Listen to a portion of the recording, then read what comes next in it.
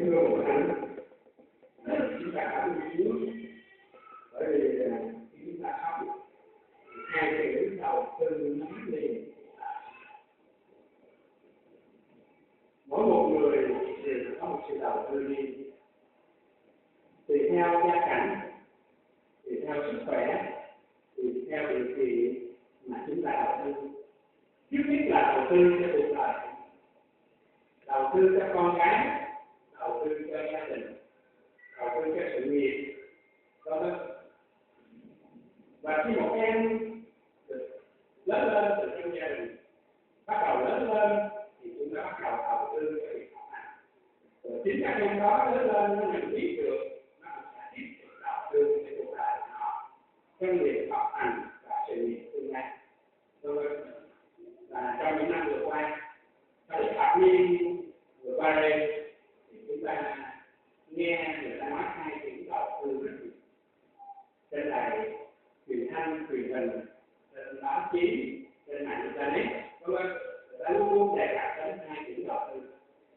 Nhất là khi mà Việt Nam đang vào Hiệp Quốc thì người ta luôn luôn nói đến vấn đề là các nhà đầu tư nước ngoài vào Việt Nam để đầu tư. Và rồi trong những cái năm gần đây thì lĩnh vực đầu tư được quan tâm rất nhiều. Người ta nói về vấn đề đầu tư bất động sản, đầu tư chứng khoán, đầu tư ngân hàng, đầu tư tài chính, đầu tư vàng, và những người nhà giàu họ luôn luôn suy nghĩ đến đầu tư để làm thế nào làm tiền của họ sinh lợi. Những người nghèo thì lại số tiền một cái nghề nào đó có thể không được thì đi làm thuê làm mướn để đầu tư cái sức lao động của mình làm sao để có thể sinh sống. Đúng không? Và biết bao nhiêu điều chúng ta có thể nói về những người đầu tư. Nhưng thưa quý vị, trong những ngày qua có lẽ chúng ta không nhìn thấy trên cái mạng TV của chúng ta, trên báo chí của Việt Nam, không ai nói về đầu tư vào thiên quốc, đầu tư vào nước trời, đầu tư vào thiên đàng, hay là đầu tư vào nước Chúa Trời. Có lẽ không ai nói được đó. Và cái từ ngữ đó nó đi vào trong cuộc sống của con người, nhưng mà không ai hỏi việc đầu tư vào nước Chúa Trời hay là thiên đàng này. Và rồi con cái Chúa, chúng ta không nghe người ta nói. Chúng ta sống trong một thế giới mà chúng ta chỉ tập trung đầu tư vào cái cuộc sống này, vào sự nghiệp, vào tài chính, vào con cái, vào gia đình, vào cuộc sống của mình. Nhưng không ai quan tâm đến đầu tư vào nước trời. Và từ đó gần như cuộc sống của chúng ta cũng chạy ngắn xuống. Tinh thần của linh của chúng ta cũng chạy theo cái phong trào của con người, chạy theo thời cuộc. Chúng ta quan tâm đến đầu tư cho con cái học hành, quan tâm đến đầu tư cho doanh nghiệp của chúng ta, cho sản nghiệp của chúng ta, cho tài chính của chúng ta. Nhưng mà cũng ít nói đến việc đầu tư vào việc. Cho nên số hôm nay trong bài học kinh thánh này, nguyện muốn dùng lời của Chúa Trời để tỉnh thức mọi chúng ta, để chúng ta biết rằng sự đầu tư vào nước trời và thiên quốc là điều quan trọng, là điều cần thiết để chúng ta tập trung đầu tư cuộc đời của mình, đầu tư gia đình của mình, đầu tư con cái của mình, để tất cả chúng ta được về đầu tư Chúa. Bây giờ khi chúng ta nói đến hai chữ đầu tư vào nước trời là thiên quốc, thì chúng ta cần hiểu lý do tại sao chúng ta phải đầu tư vào. Trước hết, muốn đầu tư vào nước trời là thiên quốc thì chúng ta chỉ là vấn đề khẳng định vấn đề. Khi chúng ta khẳng định một cách cụ thể tại sao chúng ta phải đầu tư vào lĩnh vực nào đó, chúng ta mới có thể nhắm vào. Và thưa quý vị, lý do thứ nhất đó là chúng ta phải xác nhận rằng tôi được Chúa Trời tạo. Mà chỉ khi nào chúng ta nhận diện chính mình là do Chúa tạo, chúng ta có suy nghĩ đến việc đầu tư vào. Còn nếu chúng ta nghĩ rằng tôi là động vật nào đó, có thể là một động vật khác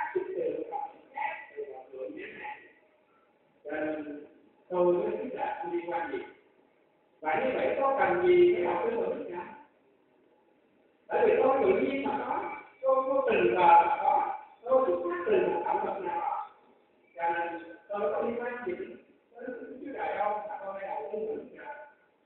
Cho nên anh chị em ơi, lời Chúa trong đây hai đoạn 44 con nên nhắc rằng Đức Giê-hô-va là đấng đã làm nên ngươi, đã gây nên ngươi từ trong lòng này. Đức Giê-hô-va đã tạo mình cho tôi. Nhờ Đức Con An đã dựng nên tôi từ trong lòng mẹ tôi. Và tôi được sinh ra đời để gánh một người chết dài. Đó là ơn ban của Đức Trời. Ngài đã tạo hóa, tôi là người họ tạo của Ngài.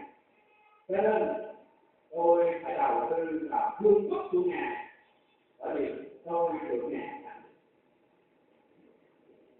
Lý do thứ hai, chúng ta cần phải đầu tư vào Đức Trời, bởi vì Đức Chúa Trời tạo dựng nên chúng ta để cho họ khỏi đời đời.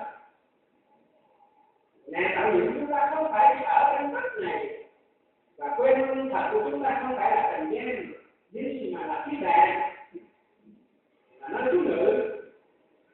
Cho nên Chúa phán với chúng ta như thế này: hỡi các ngươi được Cha ban phước, hãy đến mà làm những lấy nước thiên đàng đã sống sẵn cho các ngươi từ khi dựng nên.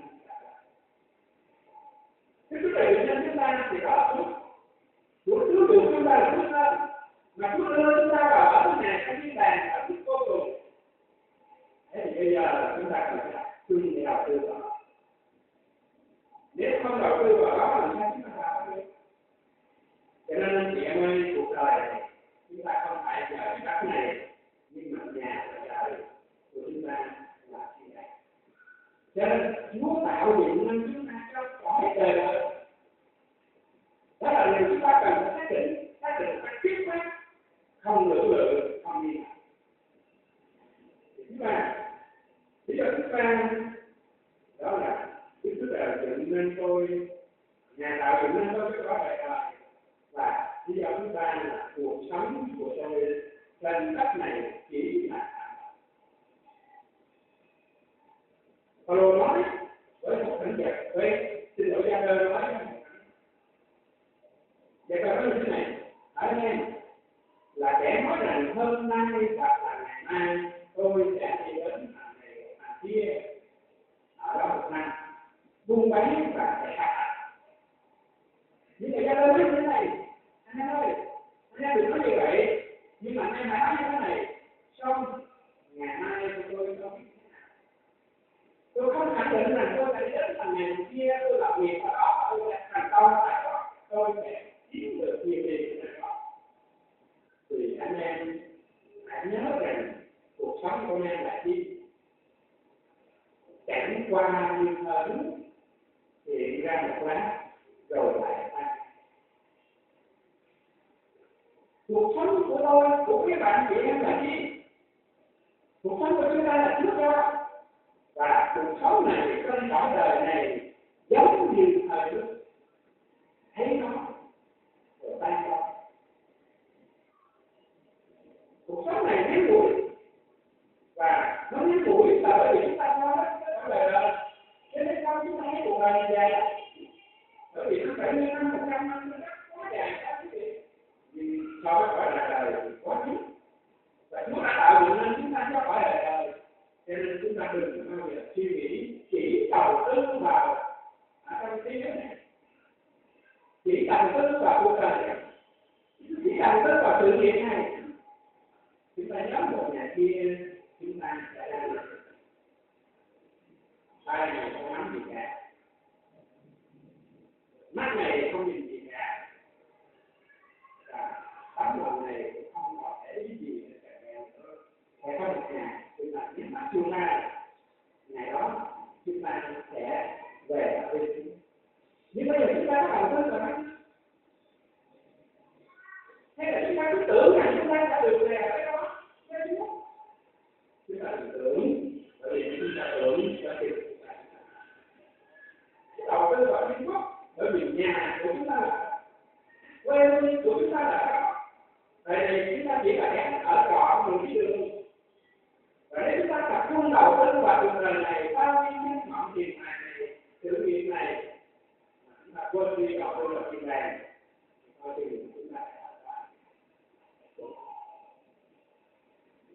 tư chúng ta phải đầu tư vào kiến thức là bởi vì mọi sự tôi có trên đất này là bởi Chúa là thì ở trong sách Cô-lô-se thì sứ đồ Phaolô nói với chúng ta như thế này: thì muôn vật đã được dựng nên trong nhà, bất luận trên trời dưới đất, vật thấy được vật không thấy được, hoặc là nuôi quân, hoặc quyền cai trị, hoặc các thánh, hoặc cầm quyền đều bởi Ngài và vì Ngài mà dựng nên. Trong thế giới này, muôn vật, vũ trụ ba la này, cái hành tinh nó vĩ đại thế này, quả địa cầu này, con người này, tài sản này, tri thức này, khả năng này, sức khỏe này, vân vân, tất cả Chúa nói rằng bởi Chúa cả. Sẽ có một ngày Chúa lấy lại. Thế thì bây giờ khi chúng ta nhận từ tay Chúa, nhận từ tay Chúa cái quả địa cầu này để chúng ta phải ở, nhận từ tay Chúa sự sống này để chúng ta có thể cai trị những gì Chúa đã làm, nhận từ tay Chúa sự cứu độ này để chúng ta có thể làm những gì này, nhận từ tay Chúa những khả năng để chúng ta có thể làm, sự tôn lên khả năng sức khỏe vân vân để chúng ta có thể lao động chịu tiền. Và thưa quý vị, tất cả những điều đó cần hết, những điều cần hơn, những điều quý hơn đó là chúng ta cần công nhận cái sự sống đời đời thiên đàng. Cho nên những gì chúng ta có là gì? Chứ đâu có nói là bởi Chúa. Cho nên cái này chúng ta phải tìm Chúa. Sức khỏe này là sống vì Chúa, chứ không phải sống chỉ vì đầu tư vào cuộc đời này. Cho nên thưa anh chị em, xin Chúa để chúng ta nhận là Chúa để chúng ta nhớ rằng chúng ta là người quản lý con người này, quản lý sức lực này, quản lý tài năng này, quản lý ân tứ này, quản lý tiền tài này, chúng ta phải làm sao để cho nó được là cung nhiệm vậy. Một người quản lý mà không khéo quản lý, chúng ta sẽ làm phí phạm điều chúng ta được chọn. Và khi chúng ta phí phạm điều đó, chúng ta chịu trách nhiệm về việc quản lý và sử dụng của mình. Cho nên xin Chúa để chúng ta nhớ rằng chúng ta là người quản lý, là người sử dụng những tài vật những cái đó, phải làm sao để tiếp tục của nó là Chúa được trình diễn. Đó là điều cần mà chúng ta phải đầu tư. Rồi cái lý do thứ năm mà chúng ta phải đầu tư vào nước trời là vì đó, nước trời quý báu vô cùng. Thế gian này đó ở tại Việt Nam trong cái thời điểm của năm 1975 và những năm 10 năm sau đó, nhiều người họ sẵn sàng bỏ mạng sống, họ sẵn sàng bỏ tiền để được thực hiện. Hy vọng là họ sẽ đến một quốc gia khác để mà họ sung sướng hơn. Thậm chí đã có nhiều người đi một lần thì bắt, đi 2 lần thì bắt, đi 3 lần thì bắt, đi lần thứ 4 chết luôn họ. Bởi vì sao? Bởi vì họ nghĩ rằng cái phương trời cái phương đó cái đó chúng ta có ở giàu có cái thịnh vượng đó, cho nên họ muốn đi tìm giàu có thịnh vượng, họ muốn tìm tự do, cho nên họ sẵn sàng mà hy sinh bản thân họ. Thế thì nước thiên đàng như thế nào mà chúng ta phải đầu tư vào nó?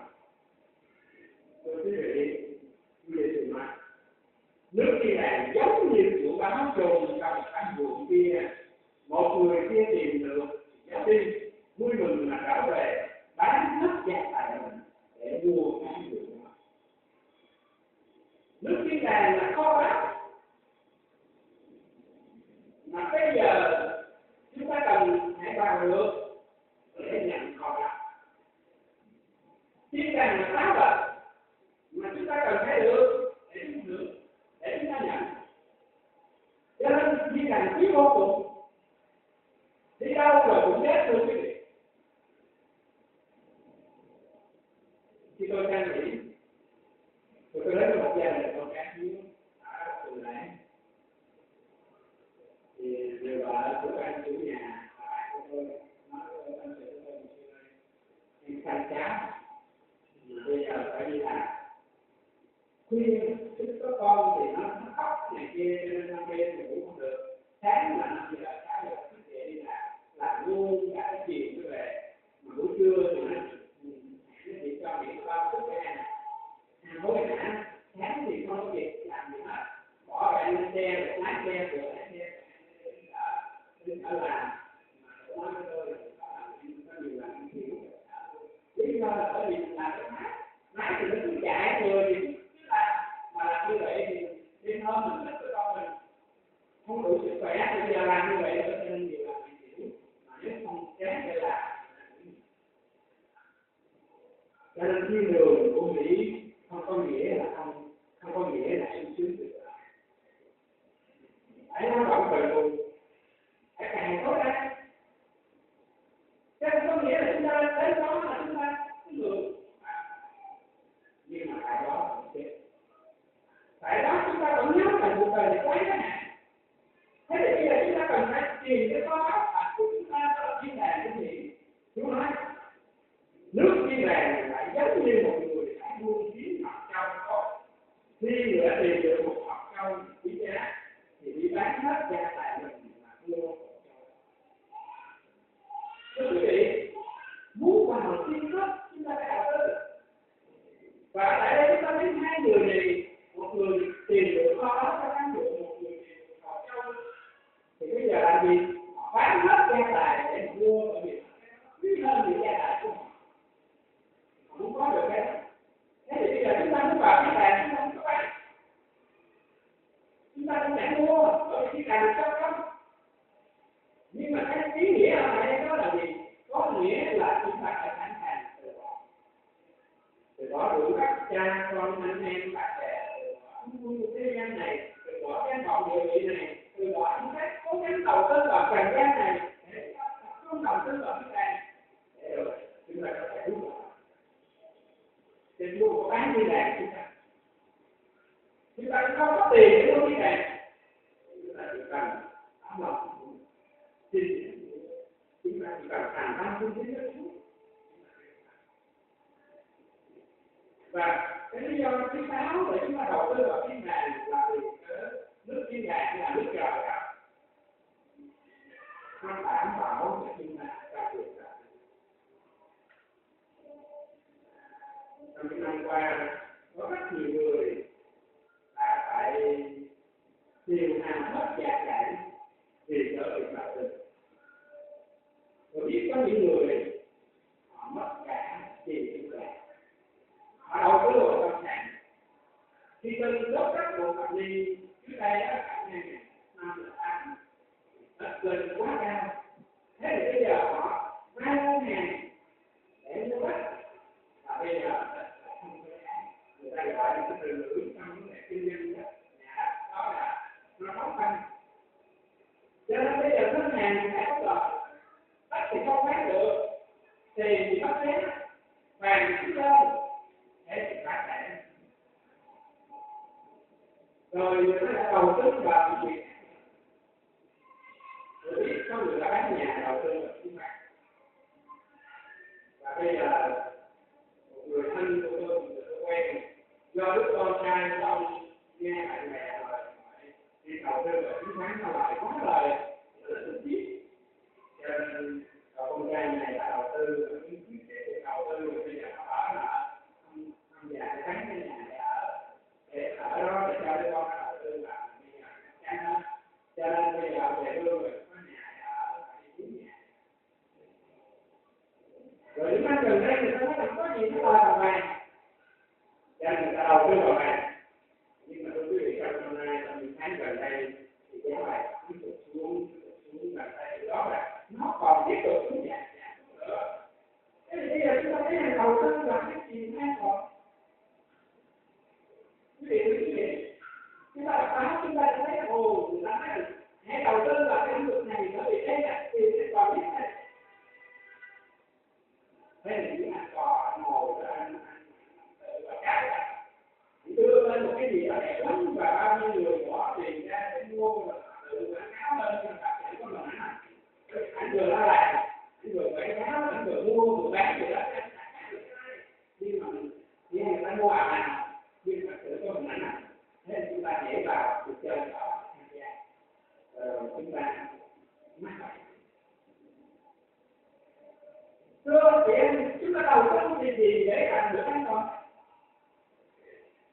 nói chỗ này các nơi lớn xuống chỗ này là nơi có câu nói đang cái lạnh binh và kẻ trộm đầu nhặt cái lấy nhưng mà trước của kẻ trên trời là nơi chẳng có câu nói đây cái hư cũng chẳng có kẻ trộm là cái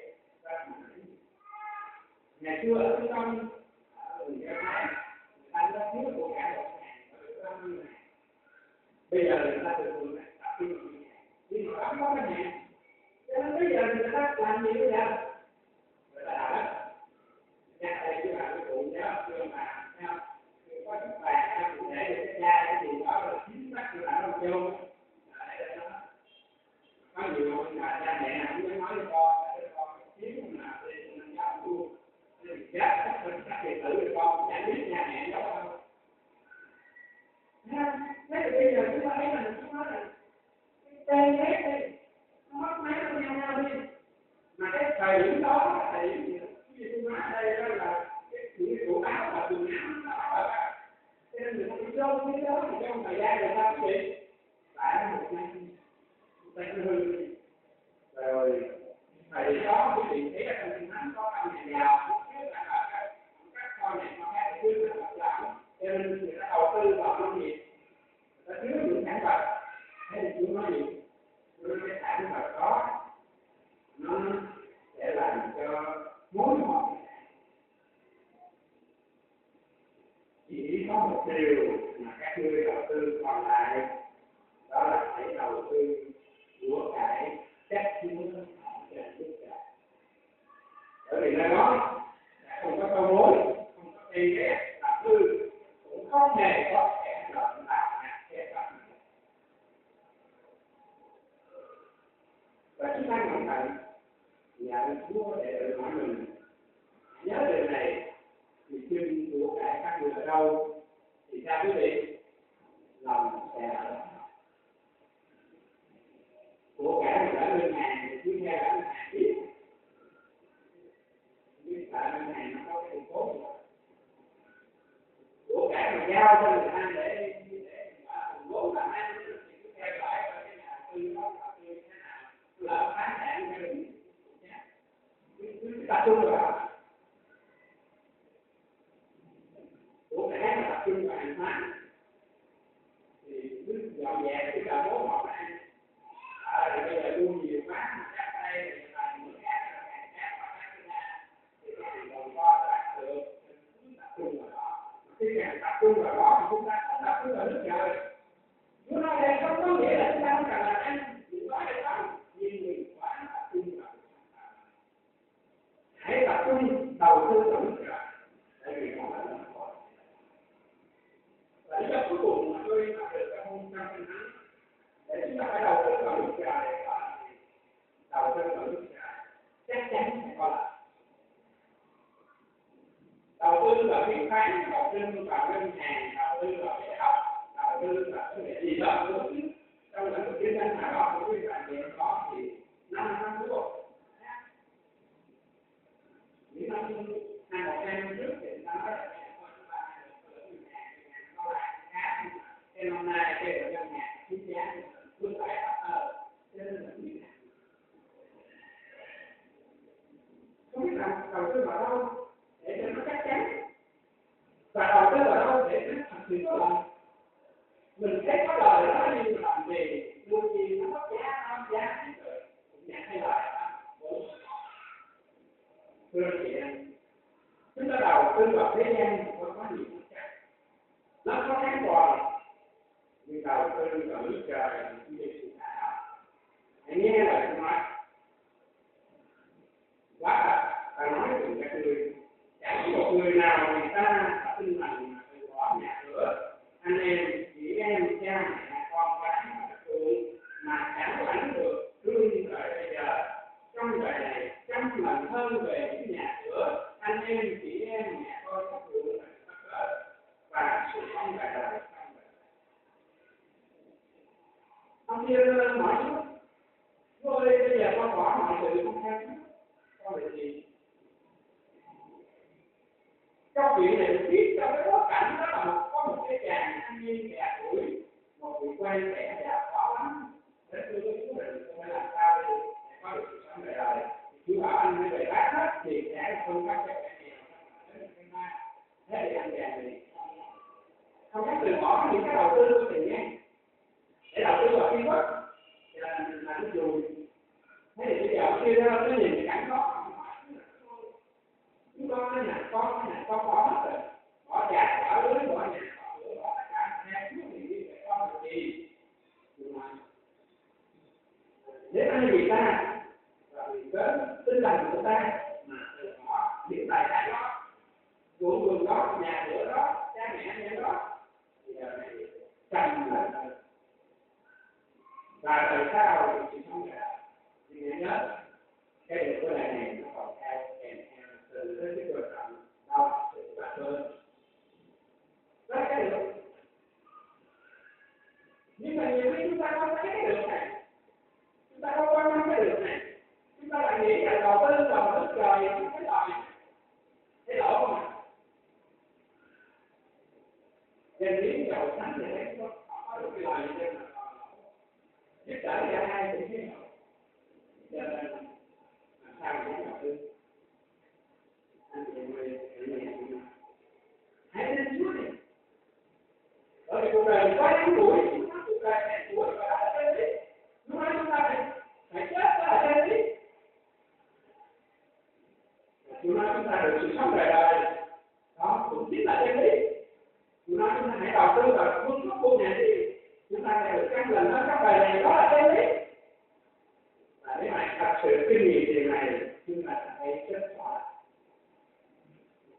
Nhưng nếu chúng ta cứ sao đảo, chúng ta cứ nghi ngờ, chúng ta cứ nửa làm nửa áo quen một sinh hoạt cũng phải nghe các mình sớm mắt cũng phải đầu tư vào thiên quốc thì cái buồn cái là cả cái nhà đâu tôi cũng biết đâu tôi được thời gian để thấy rõ, cho nên nhiều khi mình không có muốn chọn vào cái việc nên chúng ta không dám, chính vì không dám cho Chúa họ thấy cái được ăn lần năm đâu.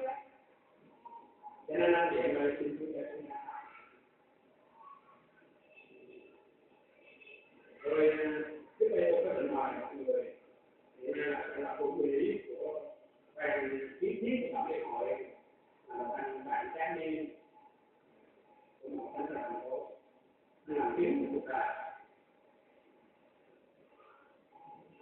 Nói ra tôi thì là cái bất nào anh cứ cho người chúng ta bằng anh có tiền chỉ là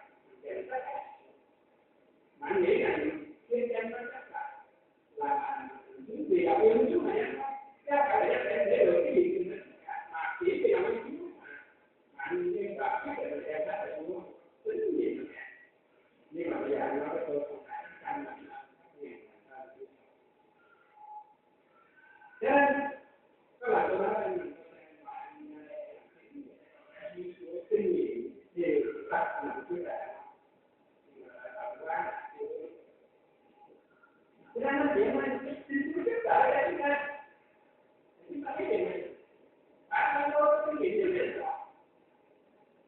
khi mà tôi đi học về Chúa thì nhà tôi cũng đã có việc này bắt buộc thì ông đầu này cho nên để lại cho ông đầu út tức là em nó thôi cho nó hơn chỉ thì hơn chỉ gì vậy cho bao nhiêu cái không phải bán cái gì bởi vì tại sao các bạn này rồi chỉ có nhiêu đó thôi thì bán được cũng bán rồi chẳng có gì cả cho nên khi mà chúng ta quyết định đi học thì chúng ta không phải có cũng bán rồi cũng bán rồi nhưng tôi xin thưa với hội thánh này cái một chỉ đó thì bây giờ là tôi chọn được tất cả này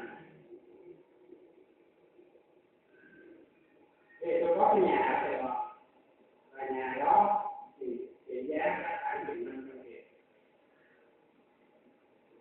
Thế thì bây giờ tôi biết rõ là cái tiền chú nói cái đó là thật chứ không phải là chỉ nói nhưng mà nó là thật cho cuộc đời của tôi.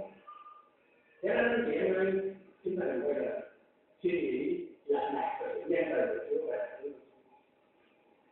thế là không phải. Bây giờ tôi nói cái đó nên các chúng ta tiếp tục bởi vì nhà chúng ta có cái nhà Bây giờ chúng ta chuyển đến thứ hai là điều cần phải đầu tư vào tất cả các nền kinh tế. Chúng ta nói lý do rồi. Tại sao chúng ta phải đầu tư vào tất cả thì chúng ta cần phải đầu tư vào nước gạo.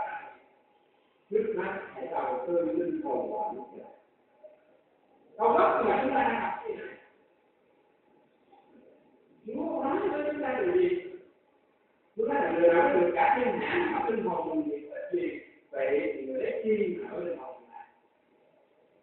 Cho nên Chúa nói với chúng ta trong trên đoạn 18 như thế này. Này nói linh hồn người thuộc về ai? Linh hồn cha cũng như linh hồn của con đều thuộc về cha. Linh hồn nào tạm cầu được gì?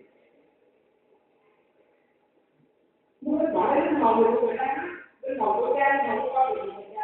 Người ta nhưng mà linh hồn nào tạm cầu thì không biết. Thế thì linh hồn cha tạm cầu cái gì? Linh hồn của con có tội không? Không tội. Trên mình sáng này đi trên con.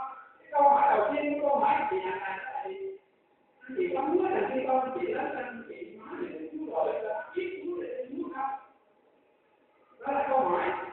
Mà câu hỏi này xin được nhắc lại trong nhiều thánh đường nay Nguyễn Bạch này khi đem con đi đem Chúa là được. Nói đem Chúa để làm Chúa để trên cả này chúng ta nhận Chúa chúng ta. Còn chúng ta phải nói về Chúa gọi của Chúa thì nó nhận biết để tin nhận như là nếu không, nó không được lợi gì. Người nào nếu được cả thiên hạ, tức là nếu chúng ta đầu tư, chúng ta giàu như là như vậy, theo một số nhà giàu của thế giới ngày hôm nay, mà không có đầu tư linh hồn vào thiên đàng, thì hãy nhớ rằng người thì có ích gì và lấy chi mà nổi linh hồn. Một người chịu cứu trong đời này, chỉ cứu trong đời này không có tiền kẹo tiền này. Như vậy thì bây giờ làm sao để tôi có thể đầu tư cái linh hồn của bạn thì có thể của bạn linh hồn bạn thì có thể trước hết chúng ta ăn năn tội. Nhận biết mình có tội, ăn năn tội có nghĩa là quay đầu trở lại phạm tội. Và thứ hai, cái thứ hai là tiếp nhận Chúa Giêsu là Chúa đời cả mình. Bởi vì Chúa Giêsu là Chúa cả cái tinh thần pháp của Chúa là chỉ để đền tội cho tôi là một tội, nhưng mà Chúa sẽ đền tội cho tôi. Bây giờ tôi tin nhận cái điều đó, tôi tin Chúa là chết cho tôi, không làm gì tôi. Đó là thứ hai. Tiếp nhận Chúa là thứ Chúa. Thứ ba phải được. Tôi nói với người tôi này, tôi chia cấp tiếng mà rằng quả là ta nói được các ngươi, nếu một người chẳng ăn lại, không thể thấy được nước của Chúa Trời. Chúng ta đang nói về nước trời, chúng ta đang nói về đầu tư vào thiên đàng, mà Chúa Giêsu nói là nếu chúng ta đầu tư vào thiên đàng, những hồn người bảo vệ thiên đàng, thì chẳng những chúng ta ăn năn tội với Chúa Giêsu, rồi cầu một ngày để Chúa tái tạo cuộc đời chúng ta ăn lại thì mới thấy được nước. Nhiều người tin nhưng mà không phải người nào tin thì phải là tin về cảm xúc, tin về nghe nói, nhưng không tin về tất cả tình, tin về lòng tin chứ không phải vì đức tin. Cho nên không được tái thành, không được tái thành thì đồng nghĩa với việc không thấy nước được. Cho nên chuyện này để làm tự hỏi. Tôi đã thật sự tin Chúa Giêsu, tôi đã kinh nghiệm được tái sanh. Nếu tôi chưa kinh nghiệm tái sanh, tôi phải đọc một Chúa để Chúa tái lại cuộc đời tôi nhiên hậu, tôi mới thấy được nước Chúa. Bây giờ tôi nói đến điều thứ hai, đó là phải đầu tư tiền vào nước Trời. Như tôi đã nói thì nãy, tất cả những gì chúng ta có là của bạn cả, và thì giờ chúng ta là tiền chúng ta. Mỗi một người có 24 giờ như thế nào? Theo quý vị, mỗi một người chúng ta một ngày có 24 giờ. Thế thì bây giờ chúng ta đầu tư vào việc gì này? Đầu tư vào việc ngủ, vậy ta đi. Ngủ trưa là được vào cái gì? Đầu tư vào việc đi làm bao nhiêu tiếng đồng hồ quý vị? Bạn đi, bình thường. nhiêu, ăn bao nhiêu bao nhiêu cái gì, cho bạn biết một, rồi đầu tư vào việc giải quyết bao nhiêu, cái đâu không biết được, rồi cái này nhưng mà thưa anh chị em, chúng ta đầu tư thì để tìm kiếm Chúa, để học lời Chúa, để thương gia Chúa, để làm chúng ta thử tính một bài đó, chúng ta thử làm một cái bút và nếu chúng ta đi 24 giờ chúng ta học đi Chúa ngủ bao nhiêu, ăn bao nhiêu, làm việc bao nhiêu, học bao nhiêu, giải trí bao nhiêu, vui đùa bao nhiêu, sáng tạo bao nhiêu, uống cà phê bao nhiêu, đi ăn đi, chúng ta coi lại thôi, mỗi một ngày chúng ta dành bao nhiêu thì giờ để tìm kiếm Chúa.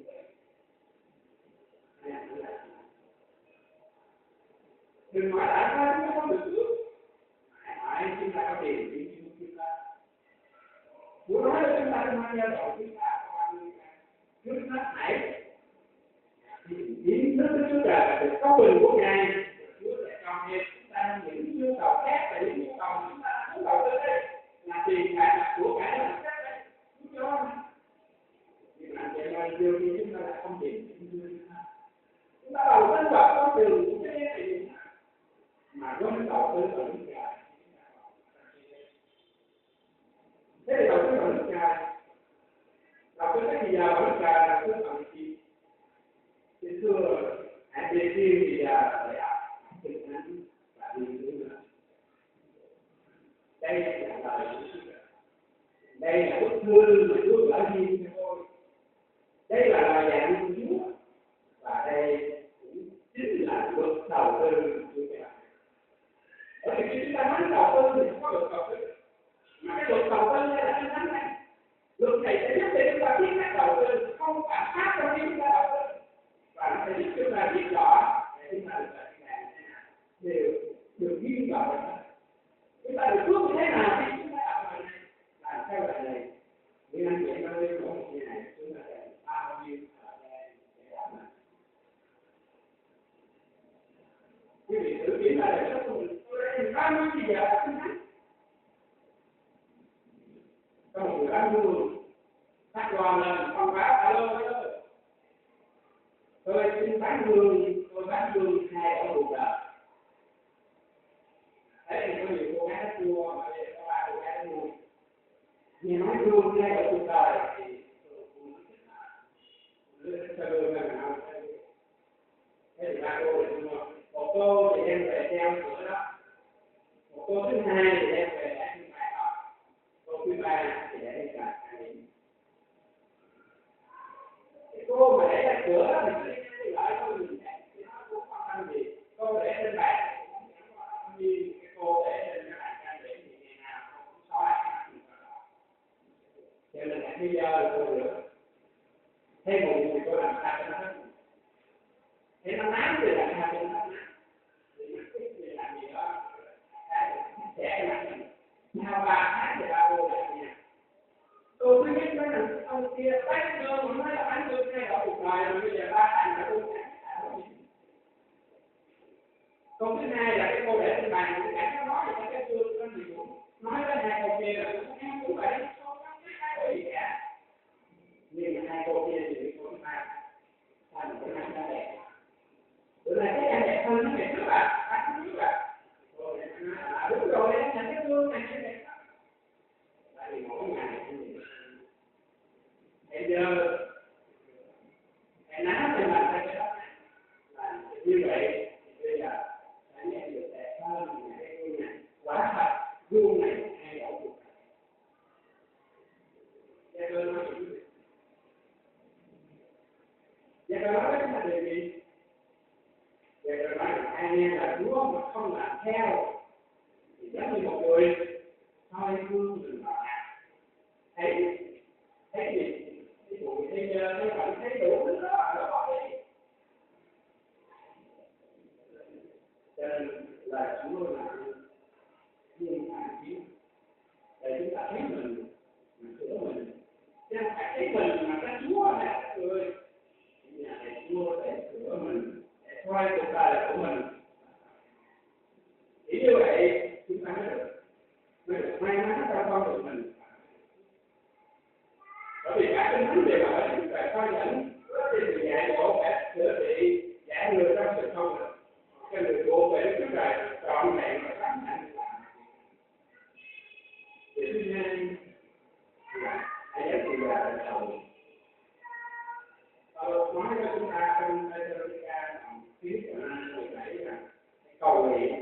quý vị.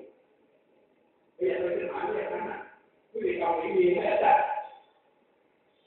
Ai cầu nguyện gì nữa là?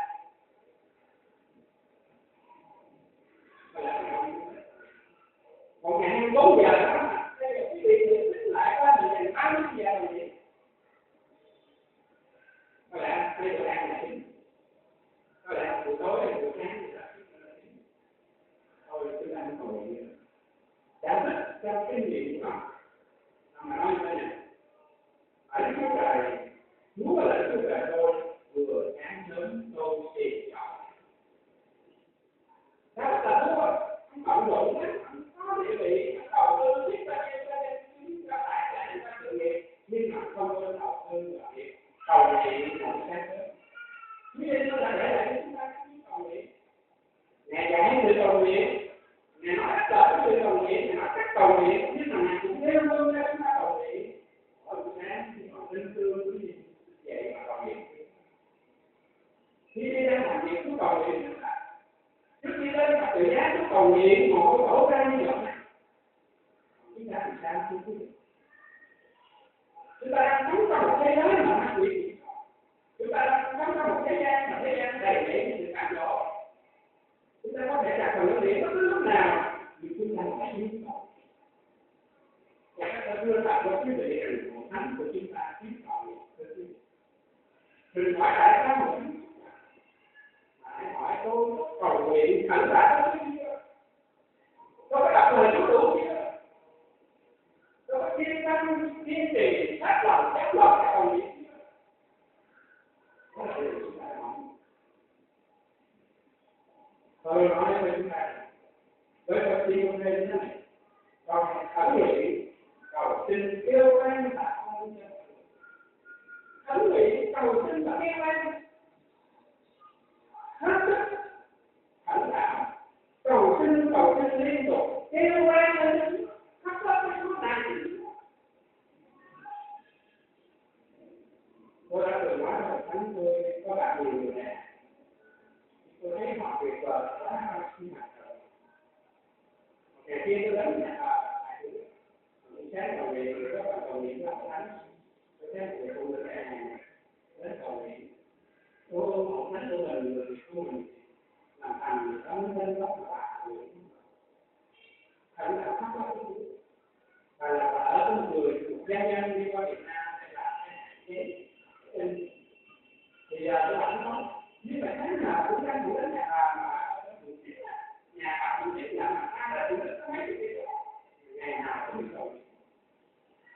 Sau khi cầu nguyện xong là mời tôi về nhà để ăn sáng và nói cái gia cảnh của bà và nói chuyện gì của bà không việc của bà, nhưng mà nói là chúng tôi phải học lời nhưng mà tinh thần cầu nguyện thì là quen chúng tôi ở lạnh nhưng mà chúng tôi rất lòng cầu nguyện chúng ta trước cầu lắm.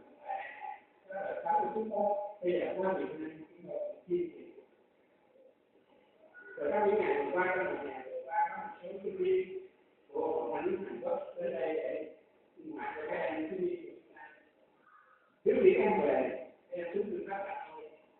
Em nói bây giờ chúng ta còn để chia tay không chịu. Tôi thấy lạ rồi. Chỉ có mười mấy em thôi mà cái em cầu nguyện có cái tưởng tượng như cả ngàn người đã cầu nguyện. Chắc lòng khẩn lại mà kêu em với cái phòng của tôi đó nó rời nữa. Chỉ có mười mấy chạm đi. Tôi thấy mình xấu hổ. Bởi tinh thần cầu nguyện của mình biết. Tấm lòng các độ của mình. Sự khẩn đạo của mình biết. Sự kêu an của mình biết. Cho nên hiện nay quay lại cho Chúa tìm kiếm sự Chúa, tìm kiếm nơi của Chúa, tìm kiếm quyền năng của Chúa. Chỉ điều đó mới có thể gây dựng các bạn. Rồi vì chúng ta thấy được thì cầu nguyện quan trọng như thế nào? Thì cầu nguyện kẻ các người chúng ta chúng ta hãy cầu nguyện. Chỉ có cầu nguyện chúng ta mới bắt được sự cám dỗ, còn cái không chúng ta phải cám dỗ nhiều lắm, nhiều mặt lắm thưa quý vị. Nhưng mà ở tiếng Pháp thì cho nên xin chúng ta cầu nguyện. Và để cuối cùng tôi tăng tay tôi sẽ nói cái này cho những người khác. Đó là chúng ta hãy nhớ ngày nghỉ là nghe được mà ngày hôm nay là chúng nó chúng ta thì nghe để làm cái này thật thế cái này tới sự đầu tư của chúng ta chúng không nghĩ là anh sẽ lo đầu tư là cái gì đầu tư là công việc của mình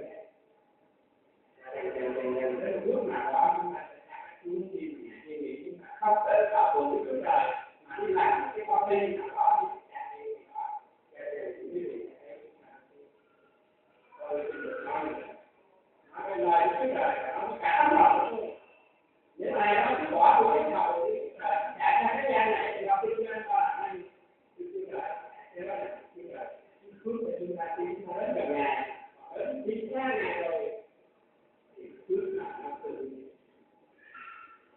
và nhớ ngày nghĩ là người tôi cũng biết là từ lâu mà Việt Nam chúng ta không nói có vẻ có nghe không ăn đậu không phải người này không đi trễ thì không phải người này tôi biết nó câu này nói được không có đạt nói được gì bởi vì nghĩ nó nể nó thế nào cho nên là nghĩ thì chắc chắn là nể nể thì nghĩ là nhau mà người nể thì không ăn đậu không phải người nể nể không đi trễ là không phải người Việt Nam Việt Nam thì quý vị có nhiều người cưới ở đây không có ai mà chưa được cái cưới thì cưới thì rồi người tám thì là 17 giờ rồi đó 18 giờ rồi 19 giờ rồi đó tại vì nhiều khi đến 20 giờ chưa này có lẽ người Việt Nam mình không đi trễ hay người Việt Nam mà cái đó còn như người Việt Nam mình không chuyện đó tôi là người Việt Nam lên đi trễ tôi hẳn gì đi trễ đi trễ nó phải nói cái gì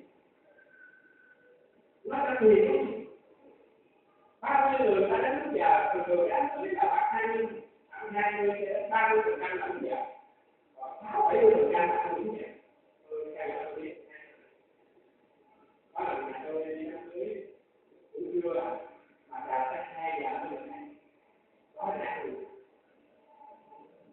bao nhiêu người chờ một số người cho nên thưa quý vị đó là văn hóa của Việt Nam mà văn hóa này tôi nghĩ là các nước của chúng ta không giàu được bởi vì cái văn hóa này là cho nên có lẽ chúng ta phải thay đổi thế thì văn hóa của thánh kinh là gì văn hóa của thánh kinh đó là chúng nói gì hãy tận dụng thì giờ thì cái ngày là xấu rồi cho nên tại sao chúng ta không phải chúng ta giải thích vậy gì hả có cái chuyện vui hai vợ chồng không chồng người Mỹ và bà Việt Nam cho nên cái bà vợ mình hỏi gần năm trước thì Việt Nam hỏi thôi đến giờ Việt Nam đi trễ 2 tiếng cho nên cứ nghe tôi đi đâu cứ 2 tiếng trễ 2 tiếng 3 tiếng người ta nói giờ đi đừng không tới là cô này thế thì ra bà vợ đúng ông đã nói 2 tiếng đồng hồ rồi mà mình đi gì đó cái là nói gì vậy thế thì ông nghe là cứ trễ 2 tiếng cứ trễ 2 tiếng ở cái nhà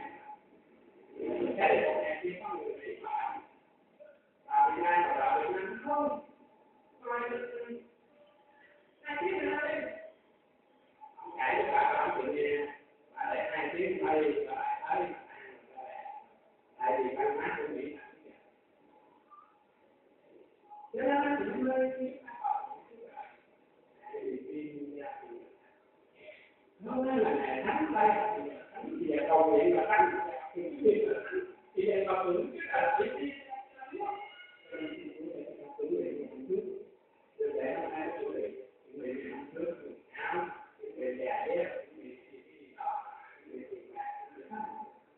đương nhiên nó không cả bên người con nhỏ con mới nó có phải là giải cho mình nhưng mà xin quý vị tắt cho cái này rất quý vị bởi vì đến bây giờ chúng ta không có tập nhưng mà không tập để nó ngủ thì cái việc đấy thì nó đã là thì cái này nó cái đây thì cái con em lớn lên nó cũng ngủ cho nên thì bây giờ để chung bởi vì lúc giờ đó chúng ta muốn ra lại cũng là tất nhiên cái trời không thì chúng ta bây giờ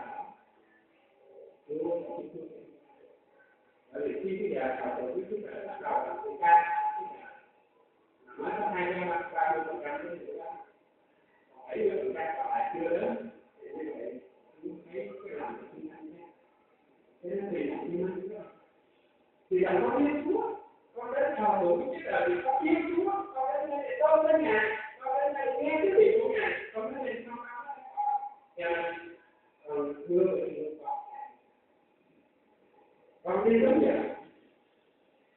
rồi quý vị khác có hỏi lại. Vì Chúa cho mà quý vị học được phải học sang nay là học tư và lúc trời. Lý do chúng ta học tư và lúc trời là bởi vì chúng ta chúng ta đừng có nói là chúng ta biết là cuộc đời này chỉ là tạm bỡ. Chúng ta nhận biết là ngoại sự mà Chúa cho chúng ta có tất cả ân năng của Chúa. Chúng ta thấy rằng nước trời chỉ bao vô cùng. Chúng ta thấy rằng nước trời là nơi đảm bảo để chúng ta học. Để rồi chúng ta là ơn Chúa để đầu tư vào cái nhà này. Các hành pháp, các quyết tâm để đầu tư vào cái nhà này. Linh hồn mình làm nước trời. Hãy lo cho mình làm nước trời. Hãy lo cho con chúng ta làm nước trời. Hãy lo cho gia tộc chúng ta được vào nước trời. Bởi vì không có nơi nào biết làm này. Và hãy làm ơn Chúa để đầu tư thì giờ. Hãy học tư thánh. Hãy cầu nguyện. Hãy thờ phụng nước trời. Bởi vì khi chúng ta đầu tư vào